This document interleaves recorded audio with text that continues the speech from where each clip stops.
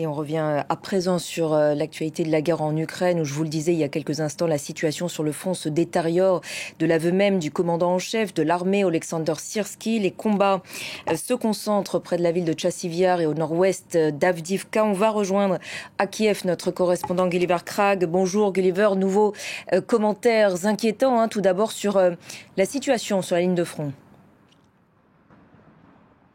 Oui, le commandant en chef Oleksandr Syrskyi a parlé de 3 villages où les Ukrainiens s'étaient retirés pour prendre des positions plus à l'ouest. Il s'agit de Novomykhaïlivka qui est au sud-ouest de Donetsk. Donc là, c'est l'attaque russe qui vise la ville de Vuhledar un peu plus à l'ouest. Et puis 2 villages au nord-ouest d'Avdiivka. Depuis la prise d'Avdiivka au mois de février, les Russes ont avancé en direction du nord-ouest en prenant une série de villages. Oleksandr Syrskyi a nommé Berdichi et un autre village tout près de Berdichi. Les Russes, eux, ont dit qu'ils sont allés plus loin et ont pris Novobakhmutivka, qui est encore plus au nord-ouest. Et ça, c'est quelque chose qui est confirmé par certains observateurs indépendants, notamment la carte Deep State, qui est généralement considérée comme assez fiable en Ukraine. Pour ce qui est de Tchassiviar, Oleksandr Syrskyi n'a pas parlé d'avancée russe. Sur la carte, on n'en voit pas non plus, mais il a dit que la bataille continue. C'est clairement extrêmement important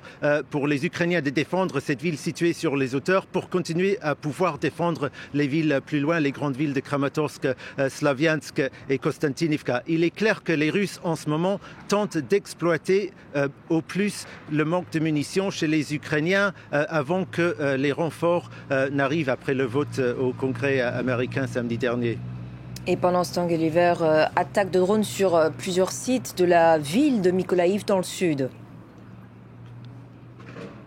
Oui, il y a un hôtel qui a été ciblé. Ça, les Russes et les Ukrainiens le disent. Les Ukrainiens disent qu'il n'y a pas eu de blessés, mais les Russes disent avoir éliminé un certain nombre de ce qu'ils ont appelé des mercenaires qui parlaient anglais. Évidemment, on ne peut pas le confirmer. Les Russes disent souvent, quand ils ciblent des hôtels, que c'est pour cibler ce qu'ils appellent des mercenaires. Il y a effectivement des étrangers qui combattent aux côtés de l'Ukraine, mais ils sont intégrés dans les forces armées de l'Ukraine. Donc techniquement, ils ne sont pas des mercenaires. Les Russes disent avoir aussi ciblé une usine qui fabriquait des drones navals pour l'Ukraine. Ça, les Ukrainiens ne le confirment pas, mais c'est une grande inquiétude en Ukraine. La nécessité de défendre la production militaire, tout comme les chemins par lesquels l'aide occidentale arrive. Et je pense que c'est aussi pour cela que dernièrement, les Russes ont attaqué plusieurs sites des chemins de fer ukrainiens. Ils ont dit, même Sergei Shoigu, le ministre de la Défense, qu'ils feront tout pour empêcher l'aide américaine et venant d'autres pays occidentaux d'arriver à la ligne de front. Merci beaucoup, Gulliver, pour ces précisions depuis Kiev.